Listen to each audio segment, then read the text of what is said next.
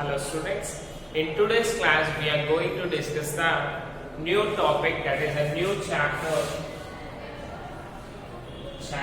8, rectification of errors.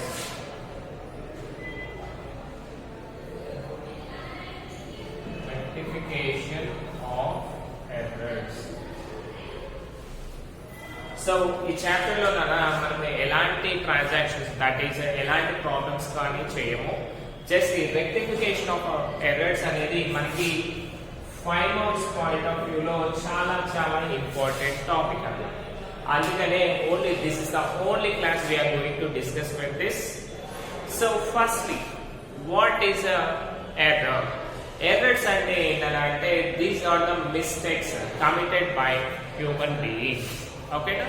So ఇక్కడ ఏమవుతుందనా అంటే వాళ్ళు ఎలాంటి జీనియస్ పీపుల్ అయినా సరే సమ్ టైమ్స్ ఏమవుతుంది, due to their time lack కావచ్చు, డ్యూ టు దేర్ టెన్షన్స్ కావచ్చు, లేదు అంటే without knowing the rules and regulations కావచ్చు, వాళ్ళు సమ్ టైమ్స్ మిస్టేక్స్ చేసే ఛాన్సెస్ ఉంటుంది కదా. సో ఆ మిస్టేక్స్ చేయడమే మనము సింపుల్ గా ఎర్రర్స్ అని పిలుస్తాం. ఇంకొకటి, ఎవ్రీ టైం మనకి మన డబుల్ ఎంట్రీ సిస్టమ్ ఏం చెప్తుందన్నా, ఈ double entry system we have 2 aspects, that is debit and credit. ఓకేనా? డెబిట్ అండ్ క్రెడిట్ అనే 2 ఆస్పెక్ట్స్ ఉంటాయి కదా, and they should be tallied all the time. అవి టాలీ అయ్యాయి అంటేనే మనకి ప్రాబ్లం పర్ఫెక్ట్ గా వచ్చింది అని అంటారు, లేదు అంటే ప్రాబ్లం ఈస్ రాంగ్ కదా. Right. So our topic is now rectification of errors. So మన క్లర్క్ పీపుల్ ఉంటారు కదా, వాళ్ళు ఏం చేయొచ్చు, సమ్ టైమ్స్ మిస్టేక్స్ చేసే ఛాన్సెస్ ఉంటుంది. సో మనం ఏం చేయాలి, వాళ్ళని రెక్టిఫికేషన్ ఆఫ్ ఎర్రర్స్ అంటే we need to rectify, అంటే మనం ఐడెంటిఫై చేసి వాటిని సాల్వ్ చేయాలి. ఓకేనా? That is the main topic of this rectification of errors. So ఈ రెక్టిఫికేషన్ ఆఫ్ ఎర్రర్స్ కనుక చూసామనుకోండి, how many types of errors we have, first అది కూడా తెలియాలి కదా. First one, before that will write the types of errors.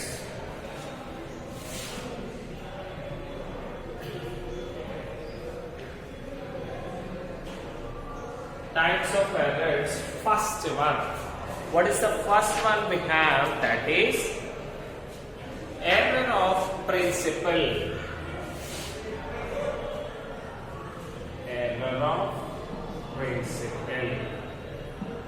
So మనం ఈ error of principle లో చూసామనుకుంటారా, ఏమేముంటుంది, transactions are recording as per the general accepting accounting principles. If any of these principles are violated or ignored, it will go wrong. అంటే వీళ్ళు ఏం చేస్తారన్నా అంటే rules పాటించాలి. మనకి debit personal account debit the receiver, credit the giver, real account debit what comes in, credit what goes out, nominal account expenses and losses, incomes and gains, ఇవన్నీ ఉన్నాయి కదా. ఇవన్నీ ప్రిన్సిపల్స్ కూడా ఫాలో అయ్యాడు. కానీ ఇక్కడ ఏం చేశారన్నా అంటే ఒక ప్రిన్సిపల్ కి వాడేది ఇంకొక ప్రిన్సిపల్ కి వాడాడు, దానివల్ల మనకి మిస్టేక్ జరిగింది. దాన్నే మనము ఎర్రర్ ఆఫ్ ప్రిన్సిపల్ అంటాం. ఎగ్జాంపుల్ చూడండి అన్న, purchase of machinery debited to purchases. Machinery purchase, ఓకేనా? మెషినరీ పర్చేజ్ ఫర్ క్యాష్ అంటూ యాక్చువల్ గా దీనికి ఎంట్రీ ఏం రాయాలన్నా మనకి చూడండి, 3 ఆస్పెక్ట్స్ పెట్టాం. మెషినరీ పర్చేజ్ చేశాం కాబట్టి real account machinery will be debited, purchases nominal account, purchase అంటే ఎక్స్పెండిచర్ కదా, this is also debited, and cash goes out కదా, కాబట్టి రియల్ అకౌంట్ క్రెడిట్. అంటే ఇక్కడ మనం ఏం చేయాలన్నా, నార్మల్ గా అయితే అసెట్ ఉంది ప్లస్ పర్చేజ్ ఉంది, అప్పుడు మనం ఏం చేయాలి, అసెట్ ని ఫైండ్ అవుట్ చేయాలి, అంటే అసెట్ ని రాయాలి కదా. ఎలాగా, మెషినరీ అకౌంట్ డేటా టు క్యాష్ అకౌంట్, ఇది మన ప్రిన్సిపల్ కదా. బట్ ఇతను ఏం చేశాడు అంటే అయ్యో పర్చేజెస్ ఉంది కదా పర్చేజెస్ టు క్యాష్ రాసాము. సో ఇది మిస్టేకే కదా మనకి. This is called error of principle. Okay, this we call it as error of principle. So ఇక్కడ ఏం చేసాం కదా, మనము అన్ని రూల్స్ పర్ఫెక్ట్ గా పాటించాము, బట్ ఒకదాన్ని డెబిట్ చేయబోయి ఇంకో దాన్ని చేసాము. That is called error of principle. Okay కదా, this is the first example. And if you see second one, instead of debiting capital leisure right, rent paid to landlord debited to his personal account. So normal గా చూడండి, rent paid to landlord, మనము rent pay చేసాం. Rent pay చేస్తే ఏం రాయాలన్నా, rent account డేటా to cash account అని రాయాలి కదా. బట్ ఇక్కడ ఏం చేశానన్నా అంటే రెంట్ రాయకుండా ల్యాండ్ లార్డ్ రిసీవర్ కదా, land lord account data cash account రాశాను. సో ఇది కూడా తప్పే కదా, అందుకని. సో ఇక్కడ ఏం చేశాడు అంటే సింపుల్ గా ప్రిన్సిపల్స్ ఫాలో అయ్యాడు, బట్ దేని ఎంటర్ చేయాలి, దేని ఎంటర్ చేయలేదు అతనికి ఐడియా లేదన్న. So that is the mistake. Actual గా ఈ పర్చేజెస్ చూసాం అనుకుంటున్నా, మనము దేనికి రాస్తాం purchases, only for the purchase of goods మాత్రమే రాయాలి. అసెట్స్ వస్తే కంపల్సరీ అసెట్స్ పెట్టాలి. బట్ ఇతను ఏం చేశాడు, అసెట్స్ వచ్చినా కానీ గూడ్స్ లాగా కన్సిడర్ చేశాడు. సో అది తప్పే కదా, right. Now if you see the second one, error of omission.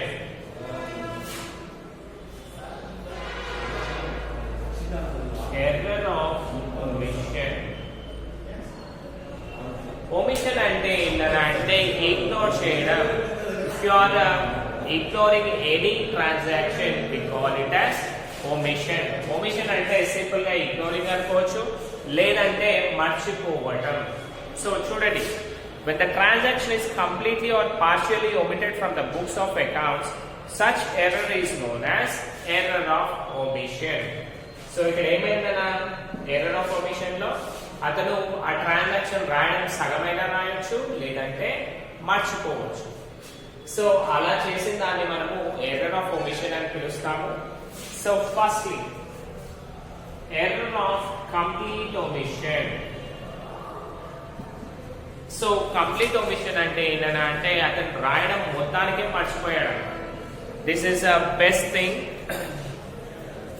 This error arises when a transaction is totally omitted in the books. For example, furniture purchased from Sankit and completely not recorded. This error does not affect the trial balance. So ఈ complete omission వలన మనకి ఎలాంటి loss అనేది ఉండదు, trial balance కూడా హ్యాపీగా set అవుతుంది, but the details అనేవి ఉంది. సో ఒక విధంగా చెప్పాలి అంటే ఎర్రర్ ఆఫ్ కంప్లీట్ omission అనేది గుడ్ థింగ్. కానీ సెకండ్ వన్ చూడండి, ఇప్పుడు పార్షియల్ omission అంటే వీడు ఏం చేసిందన అంటే ఓన్లీ డెబిట్ సైడ్ కానీ క్రెడిట్ సైడ్ కానీ ఓన్లీ వన్ సైడ్ మాత్రమే రాశాడు. దీనివల్ల ఏమవుతుందన్న, బ్యాలెన్స్ షీట్ టాలీ అవుతుందా మనకి? కాదు. That is the thing. చూడండి, a credit sale of goods to Surender is recorded in sales book but not posted in Sundar's book. So మనకి సుందర్ కి సేల్ చేసాం కదా, చేసినప్పుడు ఏం చేయాలి, మనం సేల్స్ బుక్ లో రాయాలి, ప్లస్ సుందర్ బుక్ లో కూడా రాయాలి. ఎంత అమౌంట్ తీసుకున్నాడు అవన్నీ తెలియాలి కదా. బట్ ఇక్కడ ఏం చేశాడు, ఓన్లీ సేల్స్ బుక్ లోనే రాశాడు, సుందర్ బుక్ లో రాయాలి. దీనివల్ల ఏమవుతుందన్నా మనకి బ్యాలెన్స్ షీట్ టాలీ కాదు, ట్రయల్ బ్యాలెన్స్ కూడా tally. So this will be one mistake. Next one అన్నా error of commission.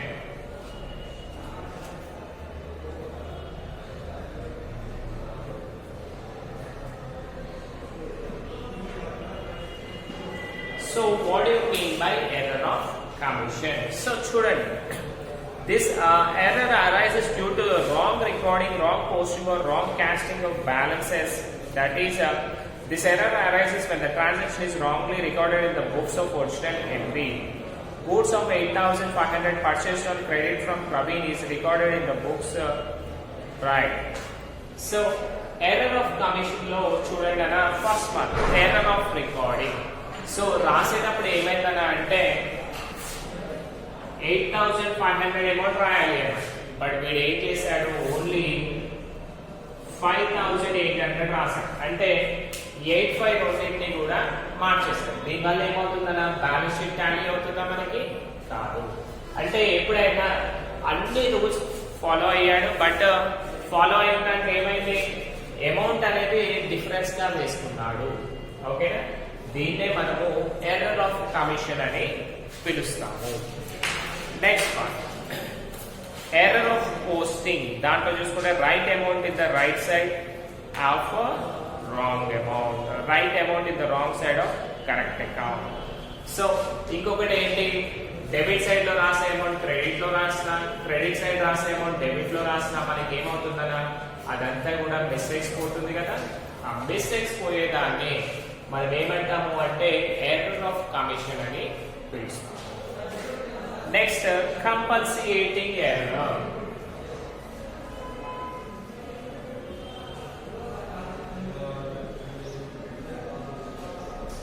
So if you see compensating error అంటే ఏంటంటే the error arises from excess debits or under excess debits of account being neutralized by the excess of credits or under credits. Since the error, so one direction is compensating by another direction, arithmetic accuracy of the trial balance is not at all affected. So compensating error అంటే ఏంటంటే ఒక తప్పుని కప్పిపుచ్చడానికి ఇంకొక తప్పు చేయడమే కంపన్సేటింగ్ error అని పిలుస్తాం. Suppose అలా ఇటు సైడ్ 2000 బ్యాలెన్స్ ఎక్కువ వచ్చింది అనుకుంటాం. సో ఇవన్నీ రబ్ చేసి రాయడం మళ్ళీ రిస్క్ కదా, అందుకనే వాడు ఏం చేస్తాడు అంటే ఆపోజిట్ సైడ్ మళ్ళీ 2000 వేస్తాడు. ఓకేనా, దాన్ని మనము కంపన్సేటింగ్ ఎర్రర్ అంటాం. ఎగ్జాంపుల్ చూడండి, మనకి యాక్చువల్ గా 2000 రూపీస్ రావాలి, కానీ వీడేం చేసిందన్నా 4000 రూపీస్ వేసుకుంది. ఓకేనా, సో 4000 రూపీస్ వేసుకున్నా అంటే ఎంత ఎక్కువ వేసుకుంటారా, 2000 రూపీస్ ఎక్కువ వేసేసి. సో దీన్ని రబ్ చేయకుండా మళ్ళీ ఏం చేసిందంటే, సపోజ్ దిస్ ఇస్ ద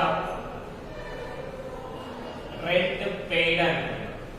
ఓకేనా, actually we paid rent of 2000. మనము 2000 రెంట్ పే చేశాం, కానీ ఇక్కడ ఏం చేశాము 4000 అని రాశాము. సో దీనివల్ల ఏంటన్నా ఎక్సెస్ ఆఫ్ ఎక్స్పెండిచర్ 2000 అయింది కదా, అందుకనే మళ్ళీ వీడు ఏం చేస్తాడంటే దీన్ని కప్పిపుచ్చడానికి ఎంత ఎక్కువ చేసాం, మనము 2000 రూపీస్ ఎక్సెస్ చేశాం. కాబట్టి ఈ 2000 రూపీస్ ని మళ్ళీ ఏం చేస్తాడంటే రెంట్ రిసీవ్డ్ 2000 అని రాసేసుకుంటాడు. యాక్చువల్ గా మనం రిసీవ్ చేసుకున్నామా రెంట్? లేదు, మనం రిసీవ్ చేసుకోలేదు, కానీ రిసీవ్డ్ 2000 అని రాసాం. దీనివల్ల ఏమవుతుందన్నా ఈ రెండింటిని కూడా మనం బ్యాలెన్స్ చేయొచ్చు.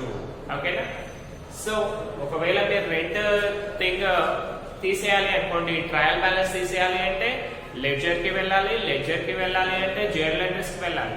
So it's a long process కదా, అందుకనే సింపుల్ గా వీడు ఏం చేశాడు, రెంట్ పెయిడ్ కి ఎంతైతే ఎక్కువ అమౌంట్ రాసామో దాన్ని ఆపోజిట్ సైడ్ లో రాసి డిడక్ట్ చేశాడు. దీనివల్ల మనకి బ్యాలెన్స్ షీట్ కి ఎలాంటి ప్రాబ్లమ్స్ ఉండవు, ప్లస్ అది హ్యాపీగా టాలీ అవుతుంది.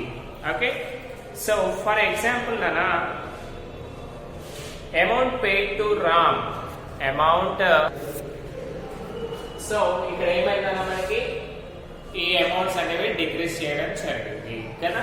ఎగ్జాంపుల్ చూడండి, amount paid to Ram 5000 recorded as 4500 and amount received to Shyam 10,000 recorded as 9,500. అంటే ఇక్కడ ఏమైందన్నా మనకి రామ్ కి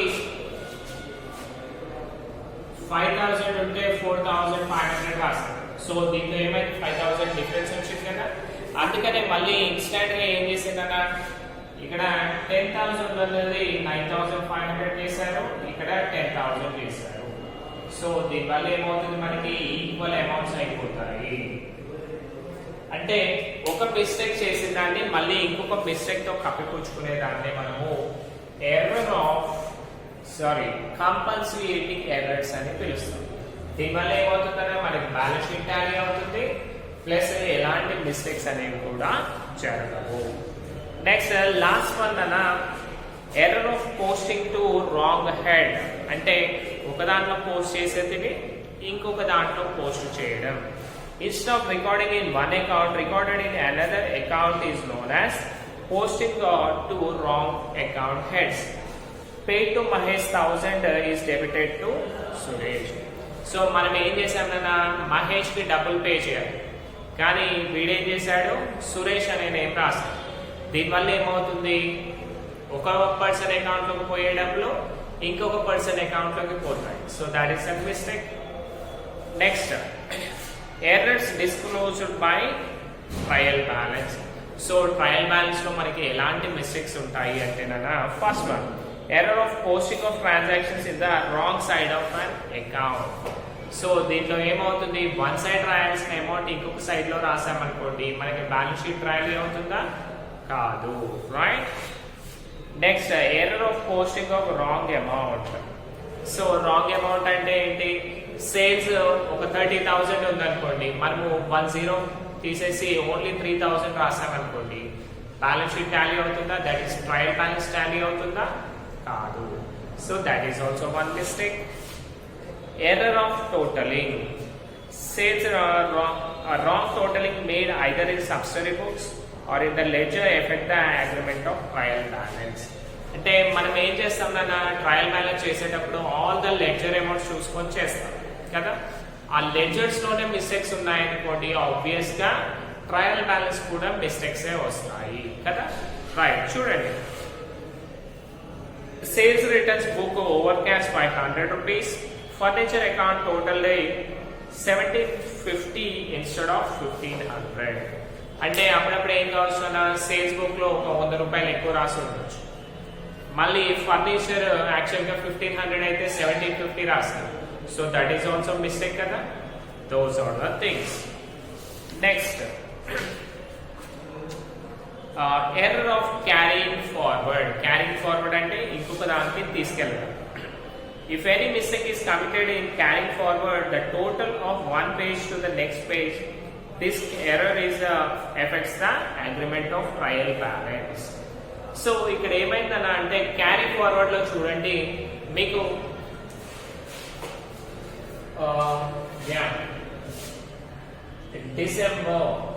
డిసెంబర్ మంత్ మొత్తం అయిపోయింది.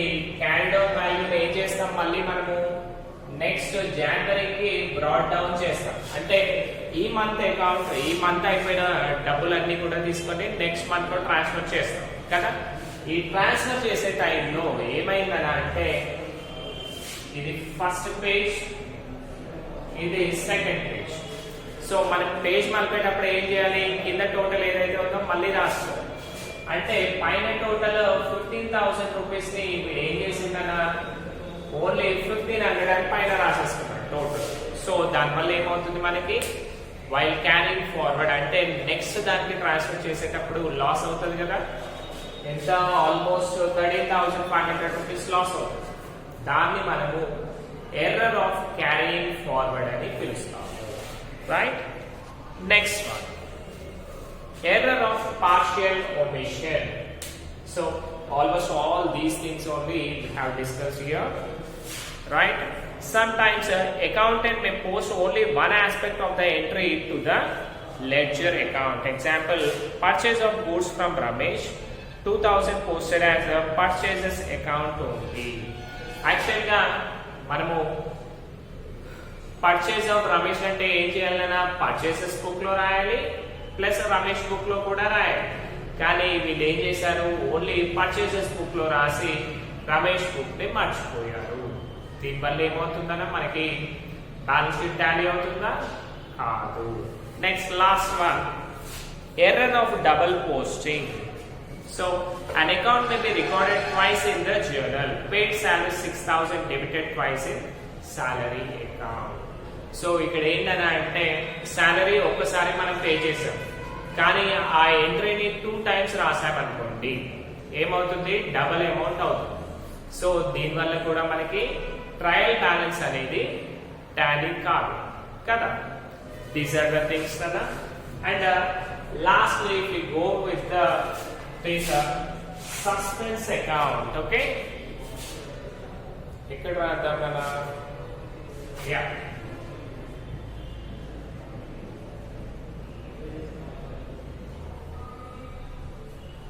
so what do you mean by suspense account? So sometimes ఏమవుతుందనా అంటే అకౌంటింగ్ తొందరపాటు కావచ్చు, లేదంటే ఎప్పుడైనా ఇమీడియట్ గా ఆడిటింగ్ వస్తున్నాను అని చెప్పారు, అప్పుడు ఏం చేస్తాడన్నా వీడు తొందరగా అకౌంట్స్ అన్ని కూడా సెటిల్ చేయాలి అనుకుంటాం.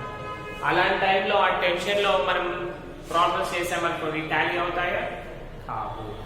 అలాంటి టైంలో మనం ఏం చేయొచ్చునా అంటే, if in case trial balance tally కాలేదనుకోండి, టాలీ కాకపోతే మనము కొంచెం వరకు ఆ అమౌంట్ అంతా తీసుకెళ్లి సస్పెన్స్ అకౌంట్ లో వేయచ్చు. ఓకేనా? సస్పెన్స్ అకౌంట్ మనకి అరే లాస్ట్ క్లైమాక్స్ సస్పెన్స్ భలే ఉందిరా అంటే ఏమన్నట్టు, అది ఏంటో మనకి తెలియదు. ఓకేనా? దాన్ని సస్పెన్స్ అంటారు కదా.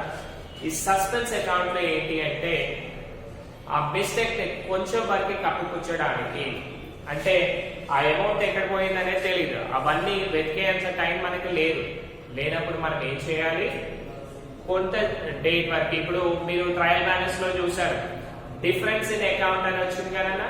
ఆ డిఫరెన్స్ అకౌంట్ ని మనం ఏం చేసాము, సింపుల్ గా తీసుకెళ్లి సస్పెన్స్ అకౌంట్ అని రాసాం. అంటే ఈ డబ్బులు ఎక్కడ పోయాయో తెలియదు కాబట్టి కొన్ని రోజుల వరకు దీన్ని ఇలా స్టోర్ చేస్తాము. తర్వాత ఆడిటింగ్ అయిపోయాక మళ్ళీ మనము అవన్నీ రీచెక్ చేసుకొని బ్యాలెన్స్ షీట్ ని టాలీ చేస్తాం, ట్రయల్ బ్యాలెన్స్ ని టాలీ చేస్తాం. ఓకేనా? ఒకసారి చూడండి, what is this. Sometimes, despite of accounts benefit best efforts, the trial balance may not agree. In such circumstances, the difference between debit and credit total should not transfer to the account called suspense account. Okay na? So ఈ suspense account ఎందుకు చేస్తామన్నా, ఒకవేళ trial balance some times agree కాకపోతే కొంచెం time వరకు ఒక nominal account ని prepare చేస్తాము, that is called suspense account. ఈ సస్పెన్స్ అకౌంట్ తీసి ఏం చేస్తామన్నా కొన్ని డేస్ వరకు, అంటే ఆ బ్యాలెన్స్ షీట్ టాలీ అయ్యేంత వరకు కూడా మనీ తీసుకెళ్లి దాంట్లో పెట్టేస్తాము. ఓకేనా? దిస్ ఇస్ ద థింగ్ కదా. ఇది కంపల్సరీగా మీకు 2 మార్క్స్ పాయింట్ ఆఫ్ వ్యూ లో వస్తుంది. ఓకేనా? కంపల్సరీ మీకు 2 మార్క్స్ ఉన్నా. ఈ రోజు చెప్పిన chapter only for today's session and acceptable కదా. That is the only, this is the only class in the 8th chapter. మీకు rectification of errors లో types of errors ఉన్నాయి కదా.